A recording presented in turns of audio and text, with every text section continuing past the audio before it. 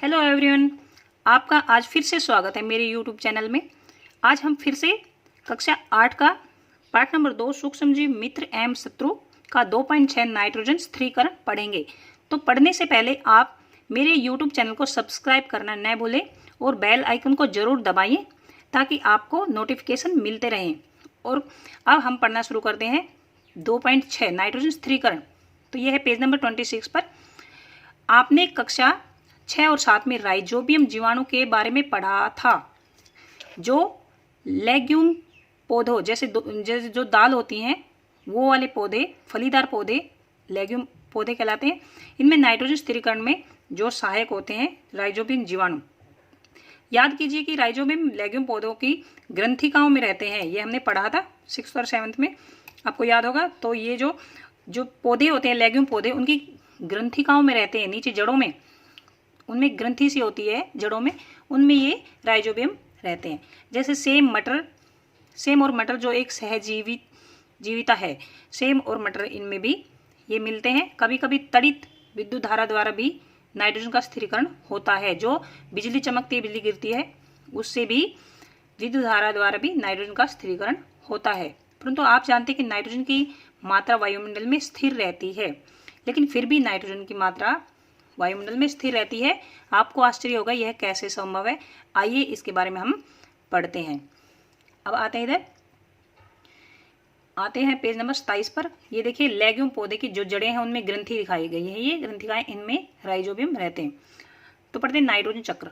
अब नाइट्रोजन चक्र जो है कि इतनी नाइट्रोजन उपयोग में लाई जाती है पौधों द्वारा, फिर भी ये जो वायुमंडल में नाइट्रोजन फिक्स रहती है। तो देखिए, हमारे वायुमंडल में कितने नाइट्रोजन है? 78%। टोटल जो है वायु का 78% नाइट्रोजन गैस है। नाइट्रोजन सभी सजीवों का आवश्यक संघटक है। ये बहुत जरूरी है हमारे लिए, सभी सजीवों के लिए। जो प्रोटीन और क्लोरोफिल, पर्णहरित जिसको बोलते हैं क्लोरोफिल, न्यूक्लिक एसिड एवं विटामिन में उपस्थित होता है। अब देखिए कहाँ कहाँ उपस्थित होता है? प्रोटीन में, क्लोरोफिल, न्यूक्लिक एसिड में एवं विटामिन में ये होता है नाइट्रोजन। पौधे एवं जंतु वायुमंडल नाइट्रोजन का उपयोग सीधे नहीं कर सकते। मिट्टी में उपस्थित जीवाणु और नीले हरे शैवाल वायुमंडलीय नाइट्रोजन का स्थिरीकरण करके नाइट्रोजन यौगिकों में परिवर्तित कर देते हैं। जब नाइट्रोजन इस प्रकार उपयोगी यौगिकों में परिवर्तित हो जाती है, तब पौधे इसका उपयोग मिट्टी में से जड़ द्वारा करते हैं। जब ये नाइट्रोजन जो है ये यौगिकों में परिवर्तित हो जाती है, उपयोगी यौगिकों में, नाइट्रिकृत जो है यौगिकों में परिवर्तित हो जाती है, तो पौधे इसका उपयोग कर लेते हैं जड़ों से। और इसके पश्चात अवशोषित जो नाइट्रोजन है उसको उपयोग किस लिए होता है? प्रोटीन एवं अन्य यौगिकों के बनाने में होता है। मतलब इनसे प्रोटीन बनता है और अन्य यौगिक बनते हैं और पौधों में ये चली जाती है। पौधों पर निर्भर करने वाले जंतु, और हम क्या करते हैं? प्लांट्स को खाते हैं, तो उनसे हमें भी प्रोटीन और अन्य नाइट्रोजनी यौगिक प्राप्त हो जाते हैं। तो ये चित्र 2.10 देखेंगे।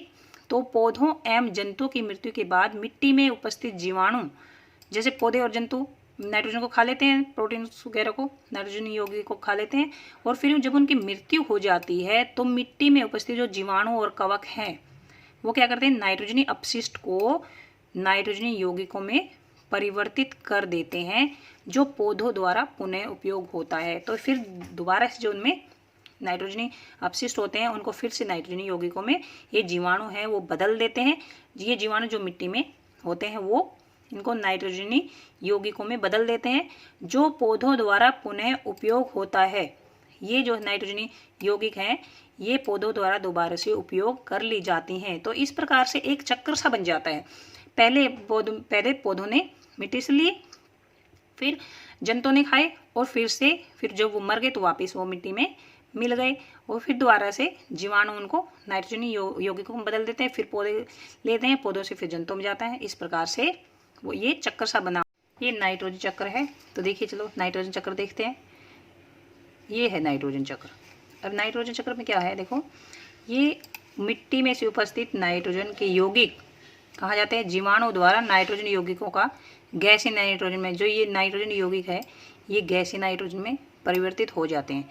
अब यहाँ से ये वायुमंडलीय जो नाइट्रोजन है उसमें परिवर्तित हो जाते हैं। फिर इससे वायुमंडल से नाइट्रोजन क्या तड़ित द्वारा नाइट्रोजन स्थिरीकरण होकर फिर दोबारा से मिट्टी में मिल जाते हैं। और इसी तरह ये यहाँ से देखो पौधों द्वारा अवशोषित होती है नाइट्रोजन, फिर ये जंतु द्वारा खाना खाया जाता है, फिर ये उत्सर्जन और मृत्यु के बाद नाइट्रोजन फिर से अपशिष्ट जो नाइट्रोजन अपशिष्ट है वो मिट्टी में मिक्स हो जाते हैं और दोबारा से ये मिट्टी में मिल जाते हैं। इसी तरह से ये नाइट्रोजन जो वायुमंडलीय नाइट्रोजन है ये वायुमंडलीय नाइट्रोजन का जीवाणु एवं नीले हरे शैवाल द्वारा स्थिरीकरण हो जाता है और फिर से जीवाणु द्वारा स्थिर नाइट्रोजन को नाइट्रोजन यौगिक में परिवर्तित किया जाता है। फिर उन्हें ये प्लांट्स लेते हैं और फिर प्लांट्स लेते हैं, फिर दोबारा से ये जंतु खा लेते हैं इन्हें और फिर मृत्यु और जंतु अपशिष्ट के द्वारा ये फिर दोबारा से मिट्टी में मिल जाता है। तो इस प्रकार से देखिए ये चक्र चल रहा है, यहाँ से ये ऐसे गया, ये चक्र है पूरा एक नाइट्रोजन चक्र लग जाता है ये ऐसे, और इसी तरह से यहाँ से ये है ये भी एक चक्र बन जाता है ऐसे। तो ये इसको इसीलिए नाइट्रोजन चक्र बोलते हैं कि नाइट्रोजन से फिर यौगिक बने, यौगिक से फिर दोबारा से नाइट्रोजन फिर दोबारा से ये वायुमंडल में मिक्स हो गई है और फिर वायुमंडल से मिट्टी में आ जाती है, मिट्टी से फिर वायुमंडल में चले जाता है, ये नाइट्रोजन चक्र होता है। तो यहाँ पर पेज नंबर 27 तक हमारा लेसन कंप्लीट हो जाता है। उसके आगे है जो क्वेश्चन आंसर है वो नेक्स्ट वीडियो में करेंगे। तब तक के लिए धन्यवाद। मेरे यूट्यूब चैनल को सब्सक्राइब करना ना भूलें और बेल आइकन को जरूर दबाएं। धन्यवाद।